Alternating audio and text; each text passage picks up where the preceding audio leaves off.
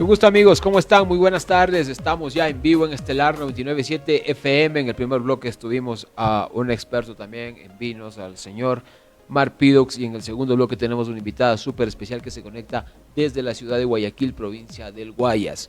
Es una amiga de la casa, ella es experta en temas educativos, ella es analista de políticas educativas, también ha sido subsecretaria de Educación de la zona 8. Señores y señores, doy la bienvenida a la educadora Erika Lainez. Estimada Erika, bienvenida, qué gusto, buenas tardes. Encantada, Omar, de poder acompañarlos una vez más en esta su casa Radio Estelar. Eh, bueno, querida Erika, hemos visto también muchos temas educativos, muchas reformas de leyes, hemos visto cambios de ministro de Educación, tú que has estado también como funcionaria pública en el ámbito público y privado. eh, Se titula también Los retos que tenemos como educación ecuatoriana y latinoamericana. Y un tema también que ha estado en el debate en el tema educativo es recomendable que los estudiantes tengan sus dispositivos móviles libremente en las aulas de clases o tiene que haber un tipo de restricciones. Aunque no lo parezcan, ha habido estudiantes que han denunciado a sus profesores por quitarles el teléfono en el aula de clases. Pero ¿cuál es y cómo queda esta normativa ya con el Ministerio de Educación? Porque ha emitido algunos acuerdos ministeriales que a veces son confusos. ¿Cómo es el tema y cómo se debe manejar el tema de que los estudiantes tengan sus teléfonos móviles en el aula de clases? Bueno, el último acuerdo que se estableció precisamente establece que a partir exactamente de décimo de básico, los estudiantes van a poder portar su celular, pero siempre y cuando sea con fines académicos. Es decir, que si el docente va a utilizar para realizar alguna actividad o a lo mejor realizar alguna prestación que tenga que ver con su materia como tal, entonces el estudiante va a poder, en este caso, portar el celular y hacer uso de esto desde los estudiantes de décimo, obviamente hasta tercero de bachillerato. ¿Qué es lo que pasa cuando obviamente no hay, digamos que esta comunicación dentro de la institución educativa, que es lo que usted está mencionando, Mar? Porque obviamente los estudiantes cuando ingresan a clases, lo primero que tiene que hacer la autoridad de la institución educativa es marcar las normas y marcar las reglas. Entonces, enviar, ¿por qué no?, un comunicado general a todos los padres de familia, con, ¿por qué no?, incluso acompañado de una circular o hasta incluso de las reuniones presenciales que se hacen al inicio de clase, para que conozcan cuáles van a ser las reglas establecidas. Si la autoridad de la institución educativa no empieza con estas normas, pues obviamente va a haber esta confusión en el momento en que ya se empiece a dar el inicio de clases de si sí lo puedo usar, no lo puedo usar, de qué manera lo uso, en qué horas, con qué frecuencia. Y obviamente también los padres en casa, porque todos somos padres de familia y sabemos también que está la responsabilidad, esa corresponsabilidad que también tiene que existir por parte del padre de familia, que hay que explicarle al hijo en la casa, o sea, si en realidad tú tienes una norma dentro de la institución, la tienes que cumplir, así como hay normas, obviamente también dentro del hogar. Y lo que más en realidad preocupa y que entiendo totalmente también a la parte educativa es que definitivamente va bajando un poco también la calidad, la atención que presta el estudiante también en clase, porque al estar distraído con un móvil o con un teléfono celular, definitivamente no va a estar al 100% apto para poder captar las clases. Y por eso se ha optado, no solamente aquí en Ecuador, sino ya en varios países del mundo, en obviamente optar por manejar, sí, la parte técnica porque, y tecnológica, porque definitivamente también tenemos que avanzar y el perfil del estudiante tiene que ir cambiando, porque si no estuviéramos educando para un mundo que ya no existe, pero al mismo tiempo marcando las reglas de manera muy concreta y directa, sobre todo.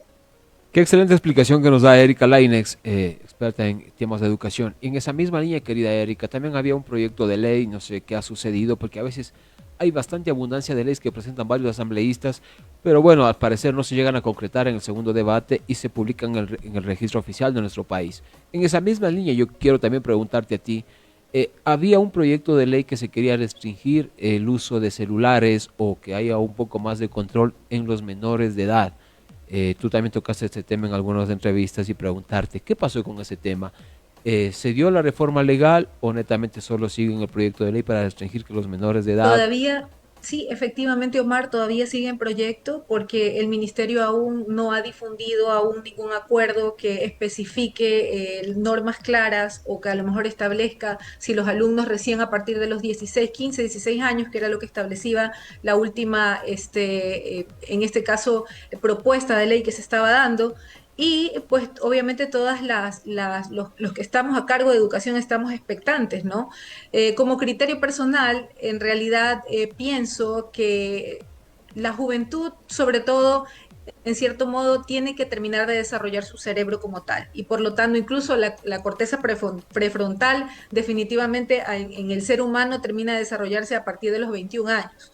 Por lo tanto, para poder tener un criterio de cómo poder manejar una red social, de cómo poder manejar un dispositivo como tal, yo creo que sí habría que a lo mejor establecer una norma muy específica, sobre todo a los niños y a jóvenes que tengan hasta 15 años, tienen otro tipo de dispositivos que pueden utilizar. Y obviamente también se puede acompañar, ¿por qué no?, con cierto uso también de a lo mejor reglas o a lo mejor bloqueos parentales que se pueden dar también en los dispositivos o como cuando uno en casa tiene obviamente su red móvil y uno sabe qué programas o también en la televisión qué programas poder ver con los jóvenes de la misma manera, ¿no? Y poder obviamente también entablar, porque aquí entra también el Ministerio de Telecomunicaciones en el tema obviamente de la ampliación de también de las redes sociales y entran también pues las redes sociales como tal que habrían que haber unas restricciones bastante considerables.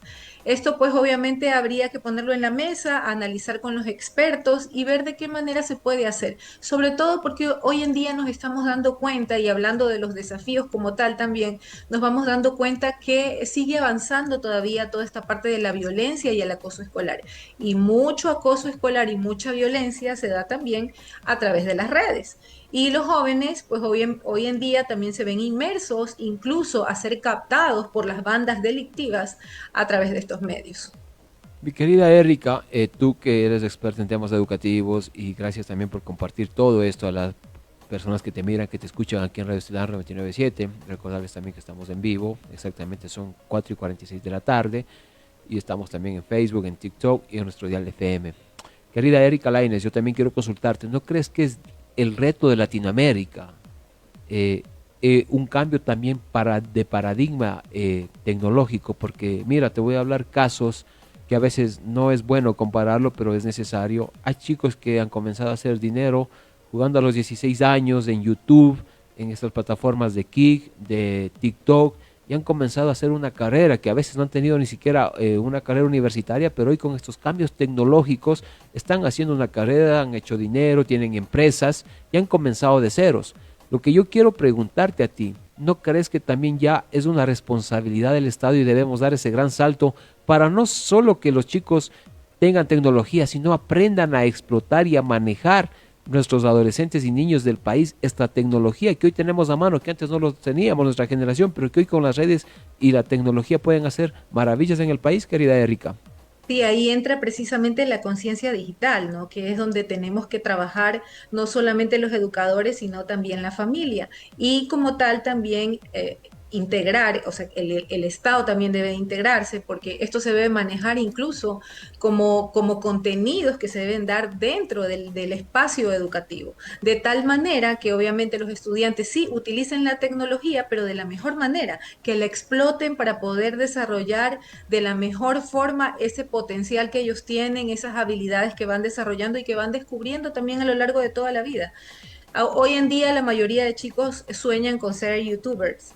Y está bien hasta cierto modo, si a lo mejor yo descubro que tengo una habilidad y que ese va a ser mi potencial para yo poder desarrollarme y poder ser exitosa en la vida, lo hago de la mejor manera, pero con formación.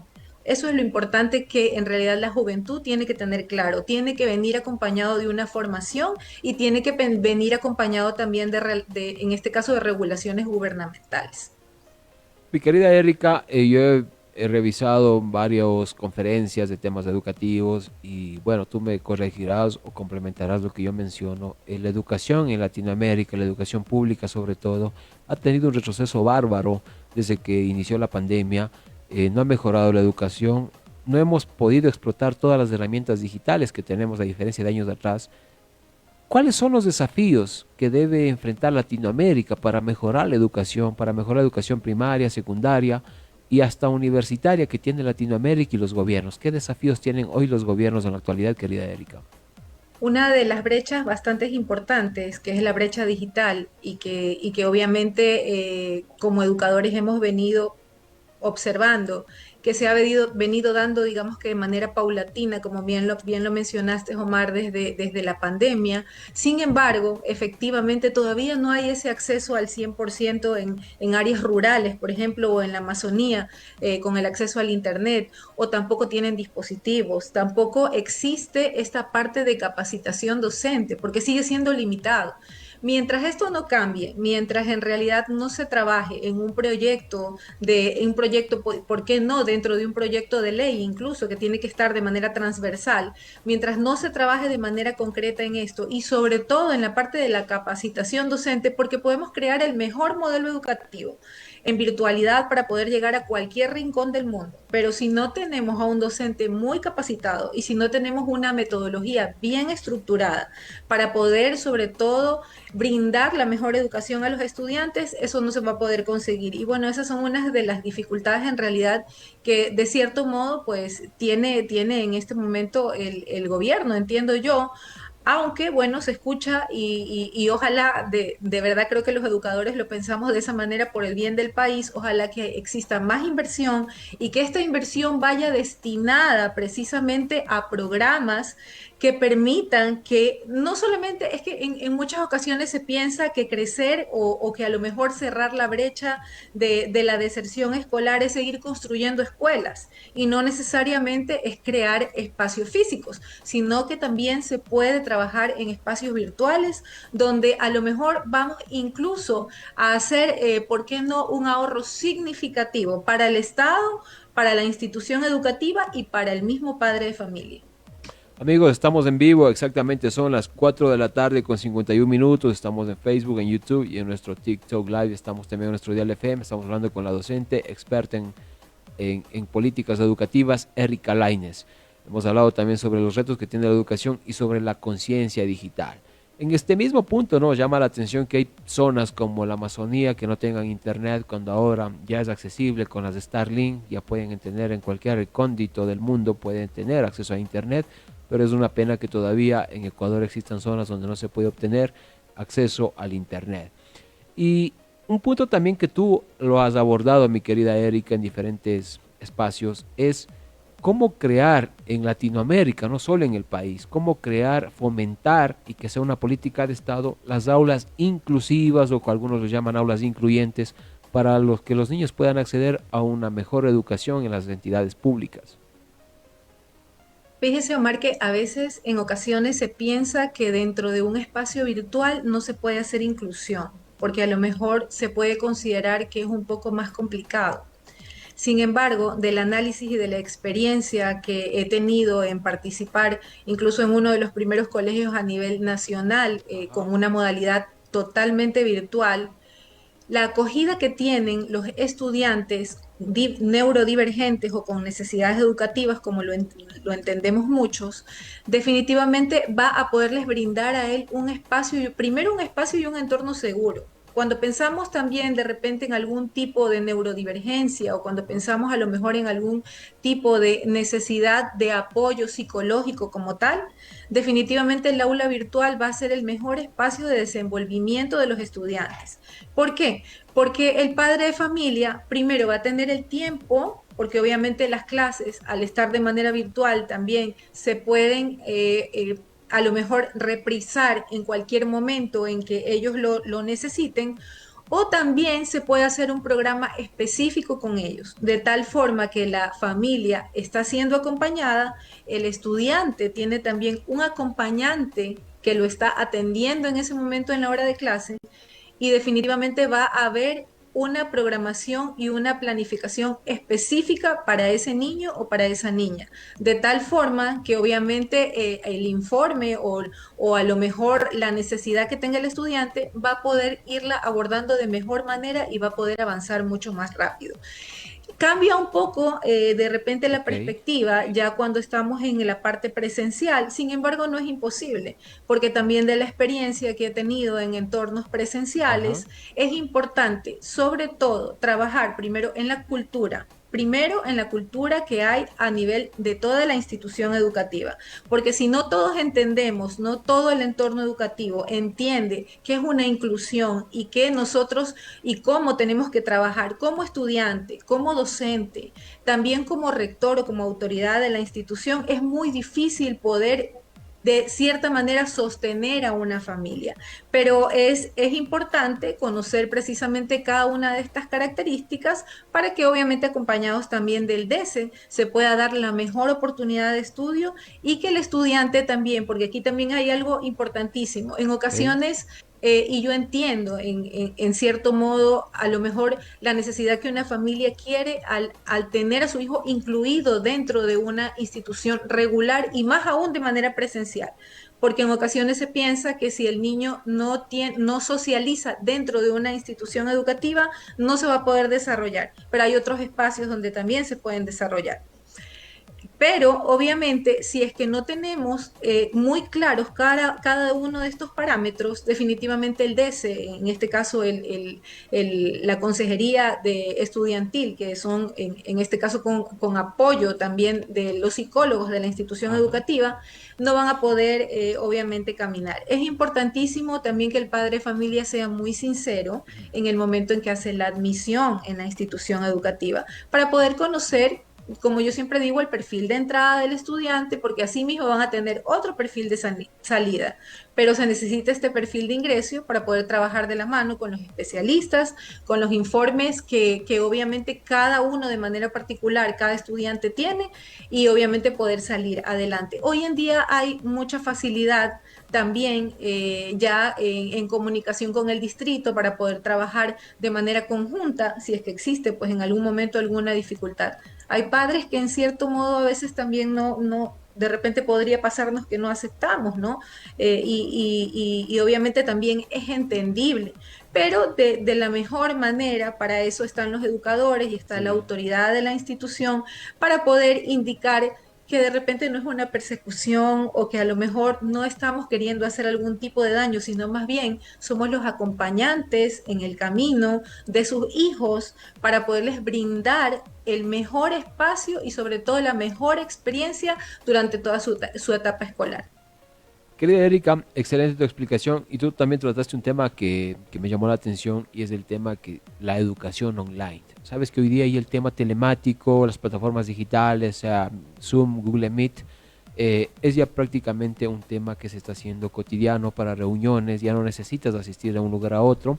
Yo te cuento, yo soy abogado y tú las audiencias, la mayoría que te están poniendo ya son vía Zoom o Google Meet. Entonces tú ya no tienes la necesidad como antes de viajar a la Amazonía, al Guayas.